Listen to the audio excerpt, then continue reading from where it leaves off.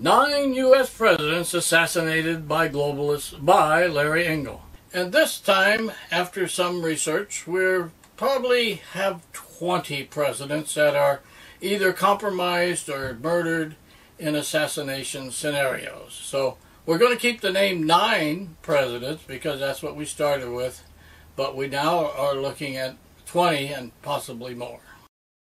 It's always by the same ruthless globalists, and always for the same reason, to take over the nation's credit. This is Article 20 about the assassination of Alexander Hamilton, General Alexander Hamilton, one of the founding fathers. In order to understand why Hamilton would be assassinated, we must go back in history all the way to 700 AD and look at something called the Fondo Bank. When the banking cartel learned at that time that it could conquer a nation by taking over the credit system of that nation. Now, we hear a lot of people talking about the money of a nation and the money of the Federal Reserve System, but I think we're better to think of it as the credit of the nation. We can learn a great deal more about this by studying a book written by great author William Stewart, and his book's name is Invisible College. In around the year 1000 AD, using financial weapons, this Fondo Bank and Fondo bankers attacked Europe, taking over its credit and putting Europe in debt. But the bankers were later driven out by the royalty. However, again in about 1300, about 200 years later, after moving to Geneva, Switzerland, they then deceptively changed their name and called themselves Lombard bankers instead of Fondo bankers. They again attacked, and this time they conquered Europe, even marrying into royal families and murdering all the royalty who opposed their credit takeover agenda. The best source for this history is author William Stewart's book, Invisible College. Stewart's report might take some serious study, but it's well worth your time. So another way of looking at the Revolutionary War that General George Washington fought as our general and became our first president, another way of looking at it is that it was not a war against the British. It was really a war against a secret banking cartel, the Lombard bankers, who had already conquered Great Britain and taken over the British banking system and taken over the credit of that country. And then were trying to conquer the U.S. colonies. And the first act they did was to take over the colonies, the British colonies' currency, and tell the colonies they couldn't print their own currency. So that's proof that this is a very important agenda. Hamilton was a major player in this fight for freedom and equality. He called for the first convention, called the Annapolis, but it was poorly attended. And then the second was called, that gave us the Constitution and a new form of government. This was the end of rule by royalty and elite. Our form of government, ruled by the people, threatens the rule by an elite, by kings, and by traditionally the globalist banking elite. Hamilton's history. Hamilton's first job at age 11 so impressed his boss, and along with the help of a minister, he was sent from the small island of Nevis to America on a scholarship to Columbia University. He was 16 years old. Later, President George Washington, actually General George Washington at that time, selected him as an advisor and an aide-de-camp, essentially second in command. Hamilton also led a victorious charge against the British in the Battle of Yorktown that advanced Cornwallis' surrender and the end of the Revolutionary War. In 1789, Hamilton became the Inspector General. After the war, he began a law practice in New York. Hamilton wrote 51 of the 85 essays under the collective title known as the Federalist Papers. These papers were written to advocate the ratification of the Constitution and are a very important part of our Constitution law. People refer back to the Federalist Papers to understand what the Constitution meant by this or that when they're debating some law issue. In 1789, when Washington became president, he appointed Hamilton as the first Secretary of Treasury and charged him with establishing the monetary system in accordance with the requirements laid down in the Constitution. In 1784, Hamilton and some other Americans who had fought the British had set up the Bank of New York. This bank was in opposition to the British-style banking that favored an elite rule. The Founding Fathers were deeply dedicated to a government of an equal people, not one of kings and royalty. Everything our Founding Fathers did, they did in the characteristic that their first priority must be the benefit to all and not for personal gain. Example, Washington was asked to be the king, and he refused. How lucky we are that we had this kind of people form our government. So now let's talk about this first bank that Hamilton set up. The Hamilton Bank was completely different from the central bank of issue of the British and European banking cartel. It was required to conform to the Constitution. My opinion is influenced by the writing A Matter of Principle by Nancy Spanos, Spanaus. A central bank of issue passes debt off away from the bankers and transfers the debt onto the nation, onto the people of the nation. Hamilton's bank did not do this, so it was not a central bank of issue. This became the first bank of the United States. It was not a central bank of issue. Now, many people may lie to you about this or even tell you things that they believe are to be true. But this is not a central bank of issue. A central bank of issue is something else. And Alexander Hamilton had set it up in such a way that it used gold and silver coins. And he had to do that because that's what the Constitution required. And the debt was not placed on the American people. It was placed on the bankers themselves. But many people will lie to you about this. They'll say very negative things about Alexander Hamilton and how he sold us out. Well, those people are not telling you the truth, and if it may be because they don't understand it, or they have some alternative motive to confuse you. Or either they just simply don't understand the real difference between the two, a central bank or the bank like the First Bank of the United States. Unlike the Federal Reserve Bank that we have today, this first bank did not issue notes that were supposed to be money that became a debt of the nation, became a debt against the people, and so that an elite could spend all the money they wanted to spend, like they do with the Federal Reserve now. A banking elite spends all the money they want, and everything they spend is a debt against the people. No, that's not what the first bank of the United States was. That's not what Hamilton's bank was.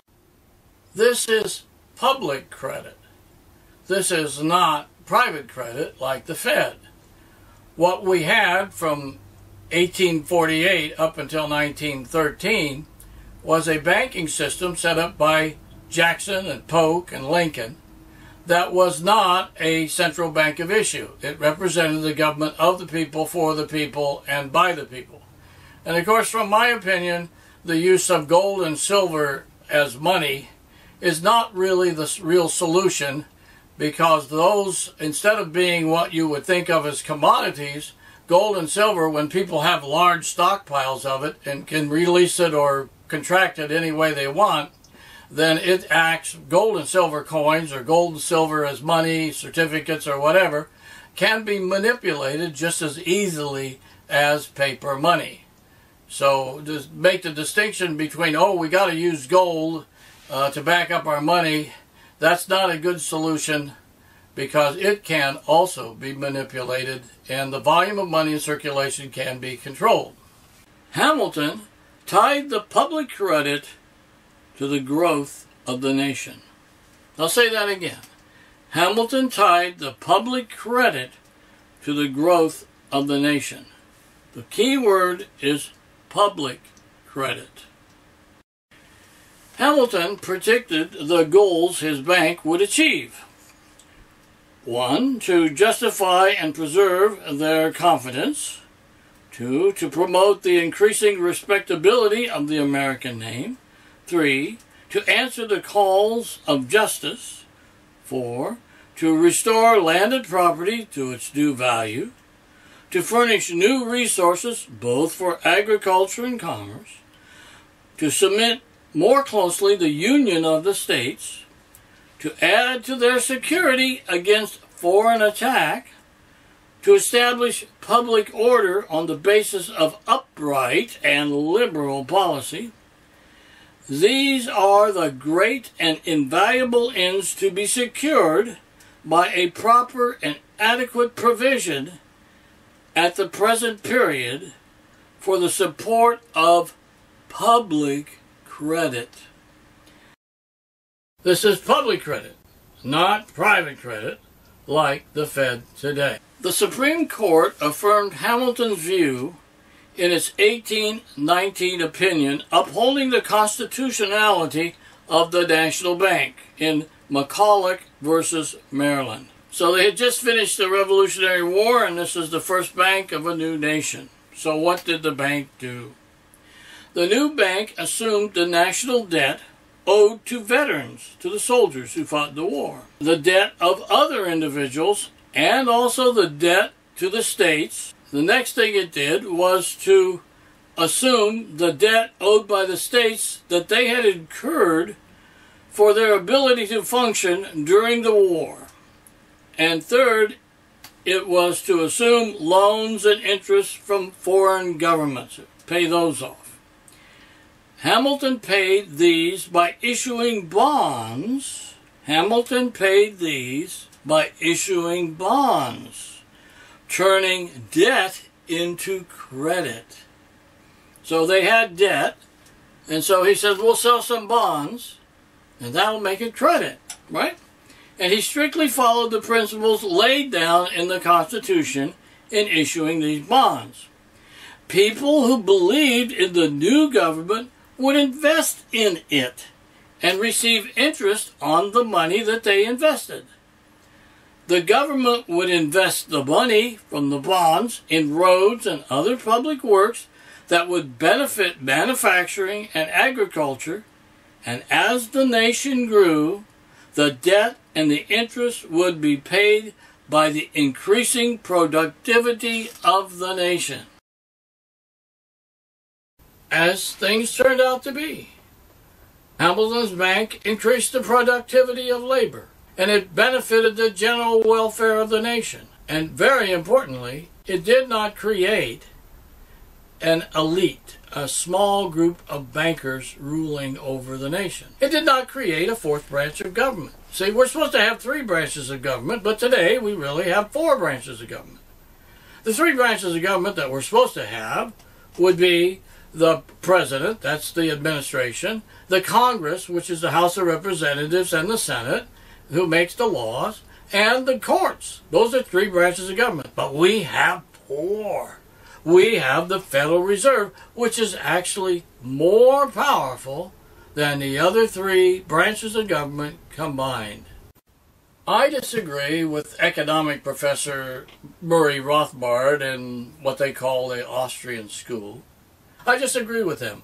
They say that Hamilton tried to set up a bank that was on the model of the European banks, the central bank of issue, and that he was trying to turn the colonists right back into the slavery that had been created by that form of bank.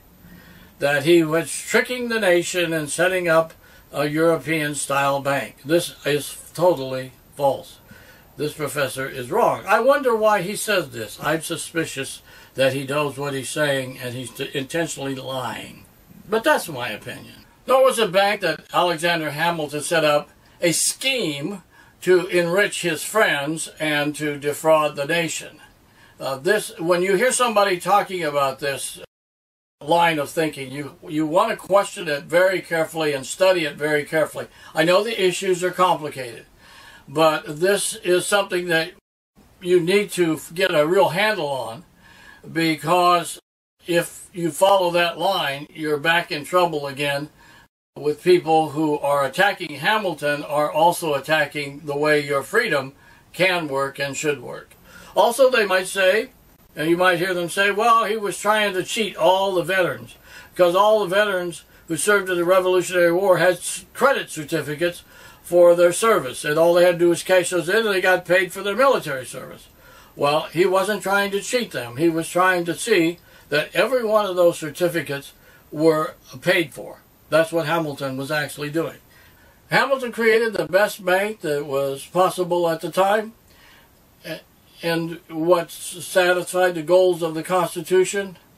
And he was trying to set up a bank that represented the government of the people, for the people, and freedom and equality.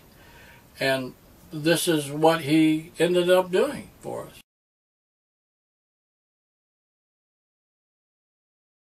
The second bank of the United States, which was established in 1812 under the administration of James Madison, was in fact a central bank of issue. And James Madison was a true founding father and a true patriot and loved our nation, but he was compromised. It was set up by the War of 1812. They invaded, the British had invaded the United States during the War of 1812 and burned Washington, D.C. And they demoralized and ruined the health of President James Madison. Now, he wasn't assassinated. He lived a long time. But George Washington was assassinated. Didn't die of natural causes, at least. He was bled by 4 different doctors, one doctor taking out 32 ounces. Modern doctors say George Washington would have easily recovered if he had just been left alone, not taken care of by doctors. This is one of the globalist strategies to use doctors this way. 3 presidents of the first 5, James Monroe, Thomas Jefferson, and John Adams, were murdered on the 4th of July. Now, that's supposed to send you a message. What happened on the 4th of July? Well, we formed a Declaration of Independence, independence of Great Britain. So the people that had a big hand in that were assassinated. That would send you a message. Did you get the message? 4th of July, these 3 men all die on the 4th of July? You think that's a coincidence? Huh. Well, I got an Easter bunny or a tooth fairy for you if you believe stuff like that. Now, that compromised, of course, James Madison, who gave them their bank, but he wasn't assassinated. But his health and spirit were demoralized and destroyed. John Quincy Adams, the next president whose father was murdered only six months after he became president, was compromised because when he was Secretary of State under James Monroe, he strongly evoked the Monroe Doctrine, saying that British and any European colony, any European nation, could not put up a colony in our hemisphere. And he was very strong about that as Secretary of State. But as soon as John Quincy Adams became president and John Adams was murdered on the 4th of July, he did a lot of good things as president, Quincy Adams, domestically, but he had no foreign affairs. He didn't do anything like what he had done as Secretary of State. So he was compromised. The next guy was, of course, Andrew Jackson. He killed this bank because he knew it was a really bad idea. So the second bank of the United States was killed by President Jackson. But did they try to kill him? Yes. 2 pistols in perfect order and with perfectly good ammunition were fired point blank. But you know what happened? They didn't go off. And President Jackson clubs the assassin with his cane and And that's the end of that story. But they did try to kill him. Well, let's take a look then to know more detail about Burr.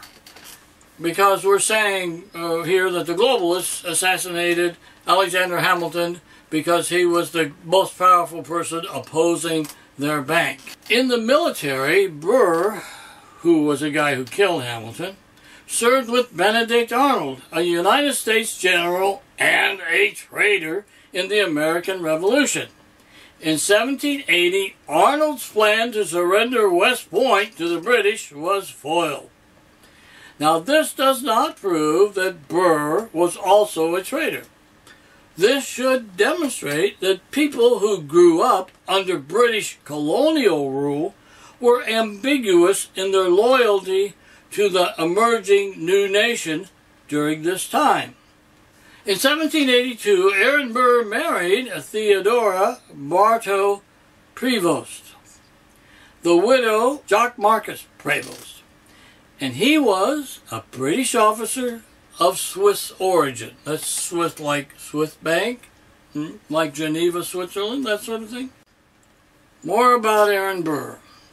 He was the grandson of the famous fire and brimstone minister Jonathan Edwards. His mother was Edwards' daughter.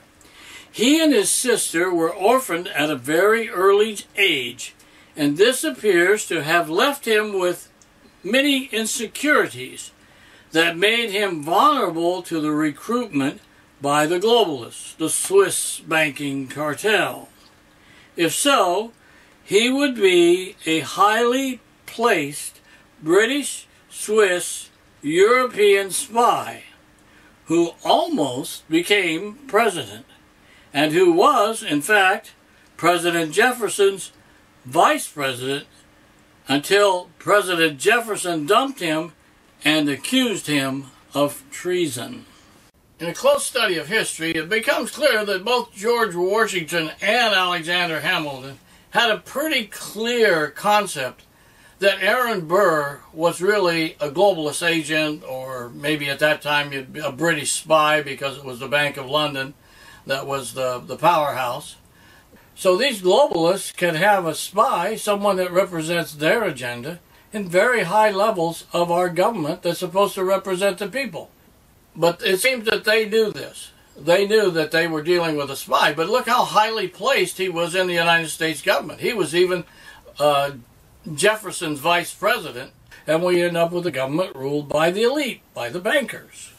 One of the things we can do to understand Burr is we might examine very closely the nature of Hamilton's quotes about Burr. He said, "Nothing has given me so much chagrin as the intelligence that the Federal Party was thinking seriously of supporting Mr. Burr for president. I should consider the execution of this plan as devoting the country and signing their own death warrant. Mr. Burr will probably make stipulations, but he will laugh in his sleeve while he makes them, and will break them the first moment it may serve his purpose." Hamilton goes on, profligate and voluptuary to the extreme. That's the way he describes Aaron Burr, and you might want to look those words up. They're pretty negative. And sometimes if you use a word that's not familiar to other people, and you say something really bad about people, and then when they look it up, they find out how really bad it is. So you might want to look those words up. The accusation is that he corruptly served the views of the Holland Land Company while a member of the legislature. And then Hamilton goes on to criticize Burr's military commission and even accuses him of resigning under false pretenses, which seems to be true from Washington, and many more serious accusations. So Hamilton's accusations are far beyond political rhetoric and personal disfavor. For my belief, in this present day and age, one of the most important things that we can do is make sure that we understand that we're supposed to have 3 branches of government. In fact, we have 4 branches of government, and the 4th branch of government is more powerful than the other 3. The 3 branches of government that we're supposed to have is the administration. That means the president, the Congress, a Congress or the House and Senate, and the court system. Those are the three branches of government. It divides up power so there's not too much power, like in the hands of a king or a dictator or some kind of a sheik or shah or something, It distributes the power around to three branches of government. But suddenly, in 1913, we're given a fourth branch of government that's more powerful than the other three branches put together. And the Federal Reserve spends more money than the U.S. Congress, but it does it secretly by putting loans through the banking system. So we have to understand that freedom and equality is based on three branches of government. We can't have a fourth branch of government in the hands of a small elite of bankers and royal families, actually. Royal dynasties such as the Warburgs or the Rothschilds or the Saxe-Coburg-Gotha dynasties and some other dynasties in Europe. We can't have a fourth branch of government in their hands and still have freedom and equality. We need to make sure our government has only three branches and put the control of the volume of money in circulation, the control of inflation, the control of depression. These must be put into the hands of the people. Keep in mind that fundamentally here we have a choice. You have a choice. Do you want to be ruled by a government of the people, for the people, and by the people that will work and does work if you don't have the bank credit, the nation's credit taken over by foreigners? That kind of government we can have. Or do you want a government that is ruled by an insane banking elite who are totally ruthless, totally unsympathetic for their victims, and have a kind of reptilian attitude towards mass murder and serial killing? That's your choice. You have a choice of one form of government or the other. People all over the world love our freedom and our equality. They think that's great. But you can't have freedom and equality if you turn your credit over to private banking. The credit has to stay in the hands of the people. The power of the money system has to remain in the hands of the people. And you do that by turning it over to the representative government, and the representative government has to find a way to represent the interests of the people in what's called the monetary system, or the control of the credit of the nation.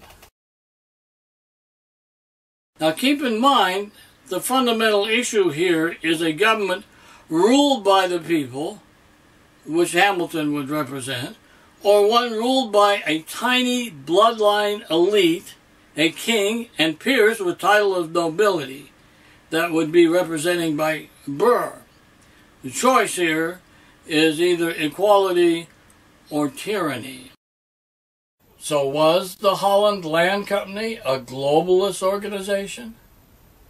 Well, it was an unincorporated syndicate formed in Amsterdam with Holland, all the investors in Holland. But what did they get?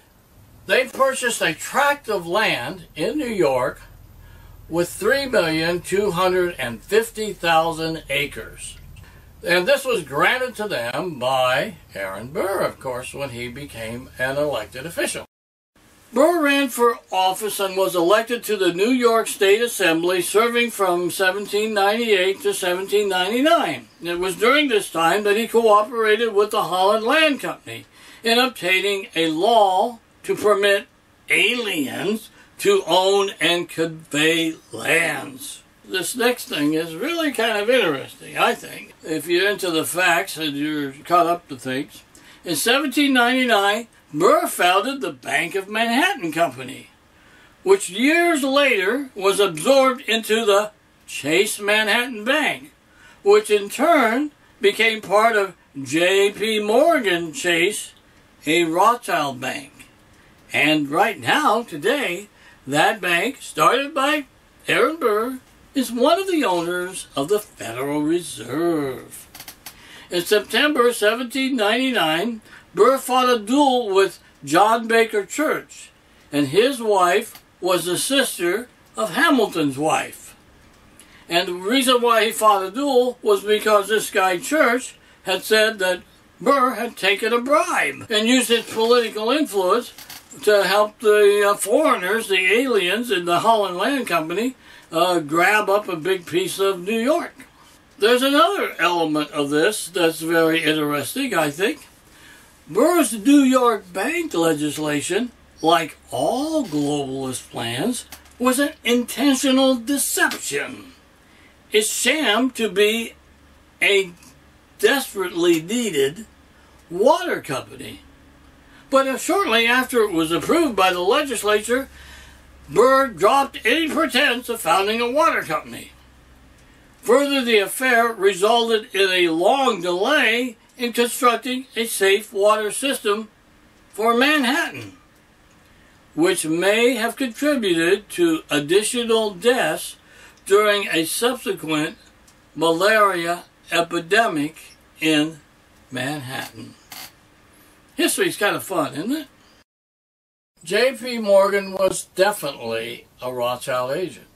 And this is overwhelming evidence to me that Aaron Burr was in fact a globalist, or an agent of the bankers, or the British Empire, which all were sort of mixed up together in one goop.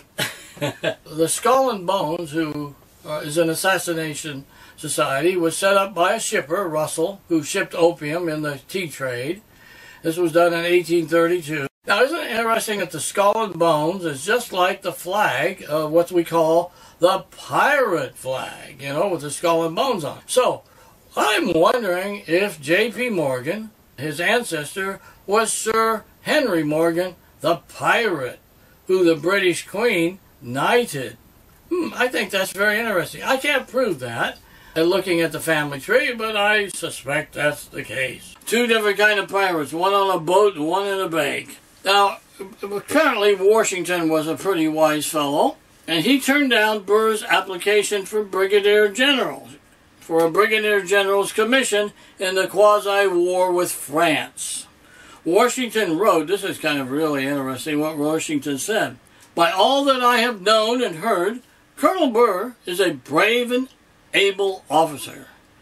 But the question is whether he has not equal talents in intrigue." Intrigue. He's a spy. He's a dirty rat. So he turned him down. And that really upset Burr.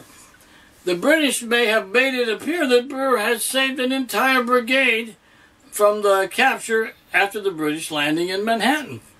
It was a stark departure from common practice. Washington failed to commend Burr's actions in the next general orders. To be commended that way would have been the fastest way for Burr to get a promotion in rank. Although Burr was already a nationally known hero, he never received a commendation from Washington. And Burr was infuriated by this incident. So Washington must have known that Burr was a globalist spy.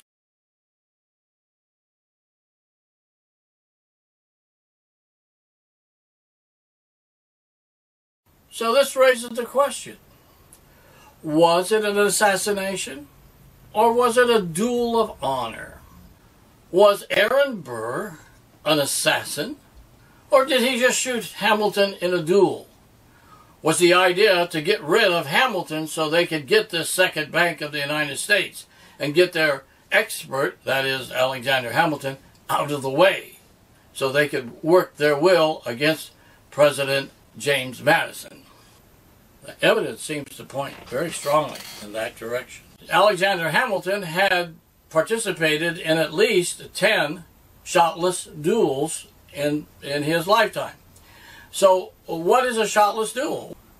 Well, there's two parties involved. One party has been insulted by the other, and he has challenged him to a duel saying, "I'll put my blood on line to prove that this accusation is a lie."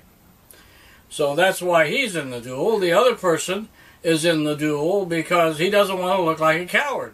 He's been accused, well, you called me this, but you're a coward, you're afraid to put your blood in the line. So the other party joins in so that he won't look like a coward and won't be called a coward, and will back up what he says.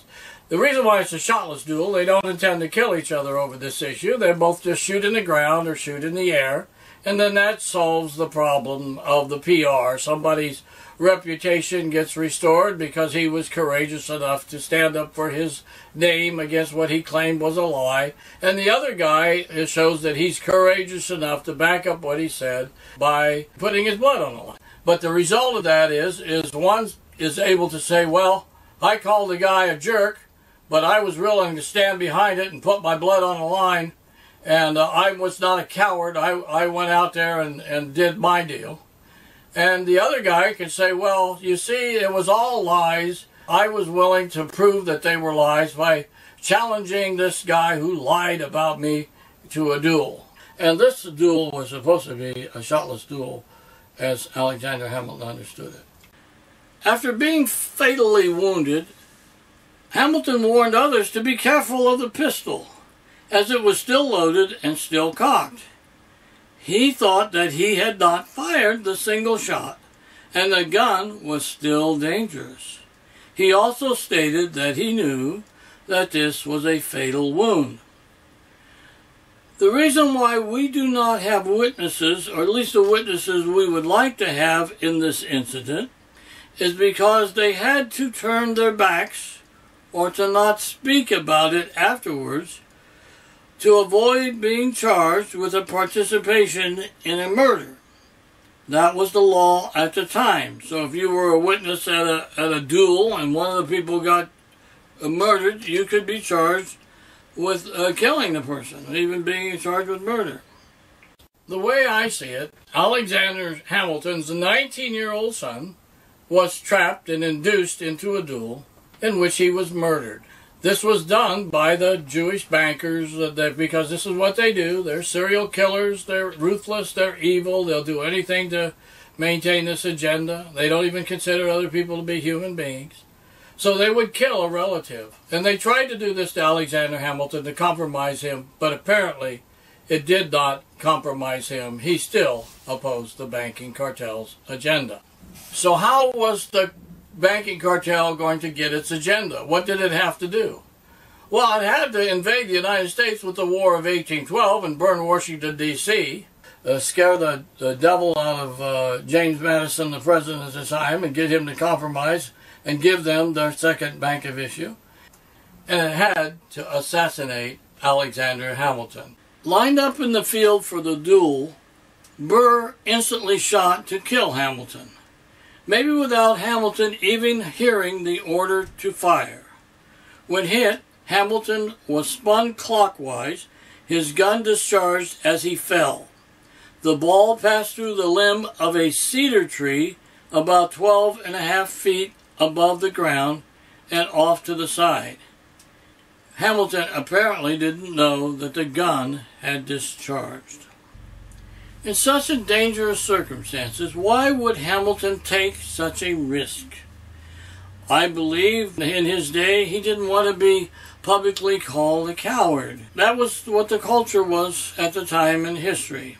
Hamilton had stood for shotless duels on previous occasions. Hamilton believed this was to be a shotless duel, and because Burr had honored the same agreements before, Hamilton underestimated the danger.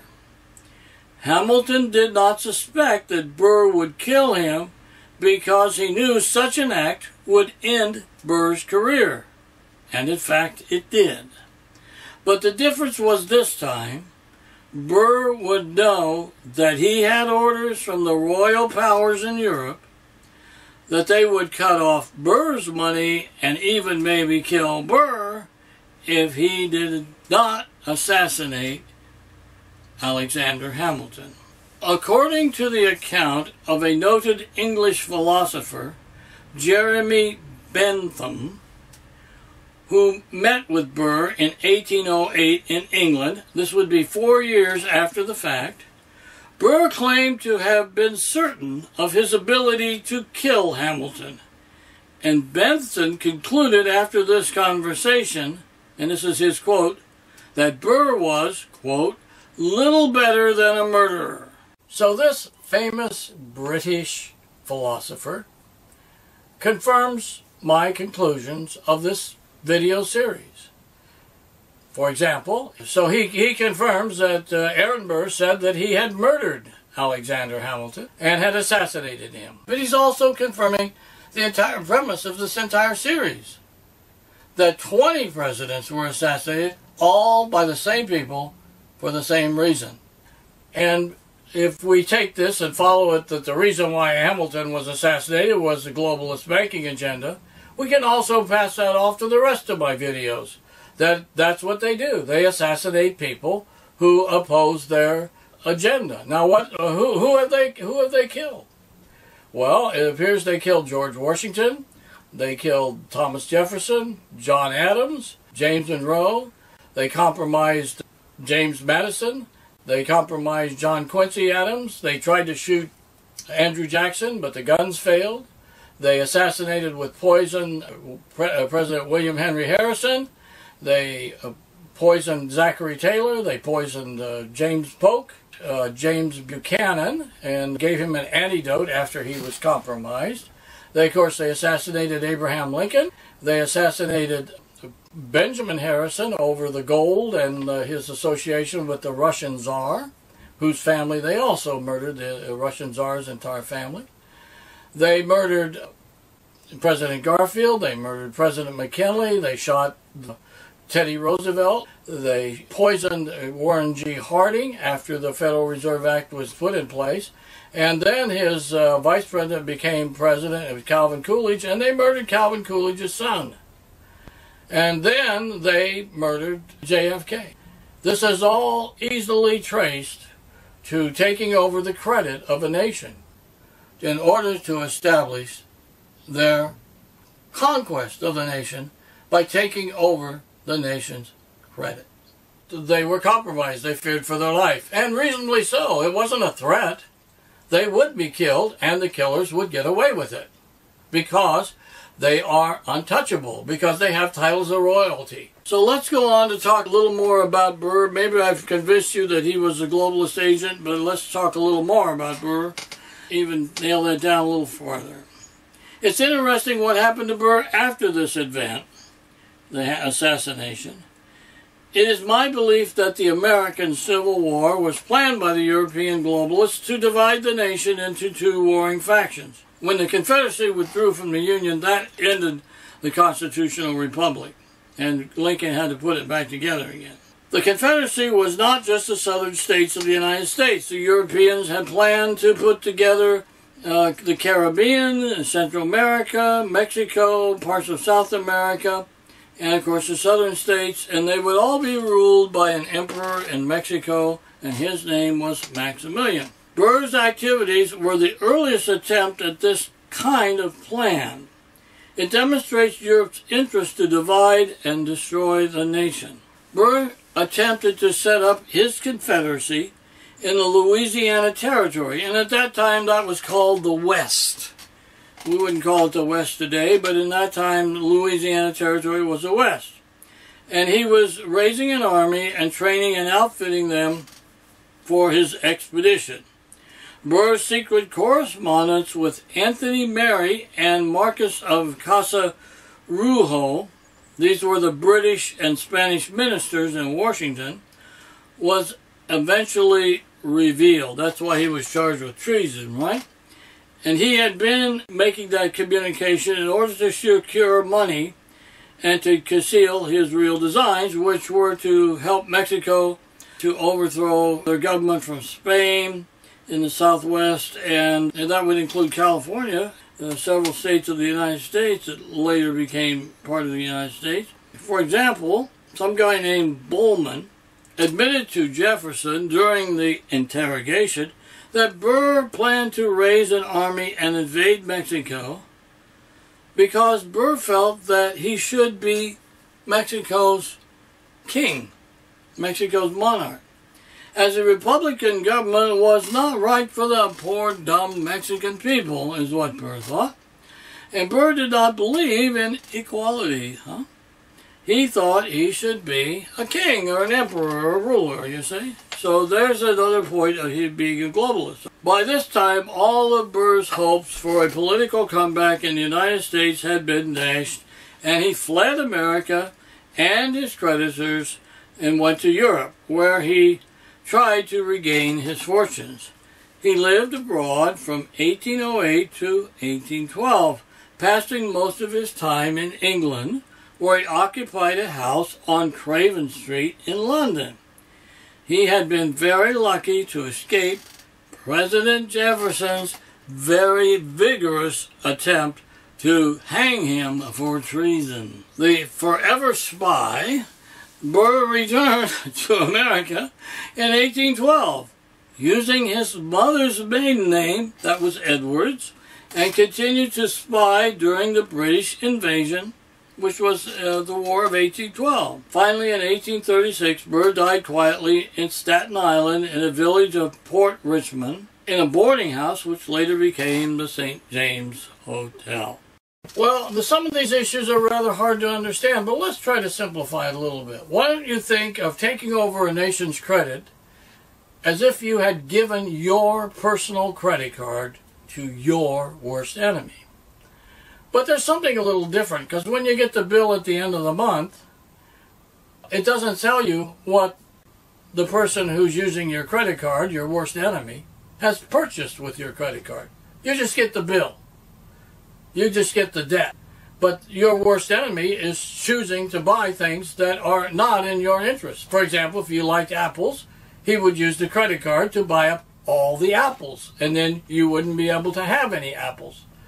So it's like giving your credit card to your worst enemy, your own personal credit card. Think about that. What would happen if you gave your credit card to your worst enemy? That's like your nation turning their credit over to foreigners, just like the Federal Reserve System is doing that. So what can they do with the Federal Reserve? By putting loans through the banking system secretly, because the Federal Reserve is secret. What they spend and what they do is all secret. No government agency overlooks them. So what can they do? Well, they could buy up all the media using loans. They could buy up all the natural resources. If somebody invented something or had a corporation that had some product that was very popular, they could take over that. They could buy that up. If you have certain breakfast cereal or a certain kind of food you like, they can take over all those corporations that make food. And they could even turn it into poison and slowly kill you. They turn it all into a monopoly by taking over all the most important corporations. They can take over all the religious book publishers. That way they can destroy all the different churches. They have editors and publishers of books and bookstores that are all doing what they want to do to destroy all the world's religions. That's one of their goals. They can take over the military. They can take over the military-industrial complex.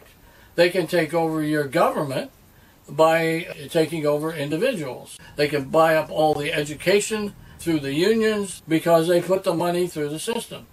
How do they do this? Well, they can issue low payment loans through the banking system secretly with a balloon payment. So somebody who receives this loan becomes their agent. Why does he become their agent? Because he's got a lot of money in his hands, but he has very low payments. But if he disobeys, if he doesn't obey what he's told to do, then when the balloon payment comes due, they won't refinance him. So then he is destroyed because now he can't make his payments. And all the other agents that are in the same situation will either put him in jail, or they'll slander him, or they'll shun him, or whatever. And so the person who disobeys loses their loan and their low payments, and they have a balloon payment, and they're destroyed. They lose their home, they lose their car, they lose their job, they lose everything. The other thing is, if they want to take over a corporation, they have one of their agents go to that corporation and say, look, I'm here, I want to invest in your corporation. I have a huge amount of money I want to invest in your corporation. But I'd like to be an executive here, and I'd like to be on the board, and I'd like to have some power if I'm going to invest all this money. Actually, this agent, because he has a low payment loan with a balloon payment, is not representing the company. He's taking it over. And he calls in all his friends with the same situation. So they're taking over. It's just like that. That's the way it's done. It's taken over. Well, when they do this with the nation, they charge against the credit of the nation, and that becomes a debt against the people of the nation. And people can understand a little bit about money because it's something physical you can hold in your hand, but credit's a little harder to understand. It's a little more mysterious. So maybe a little more study along that line would be helpful.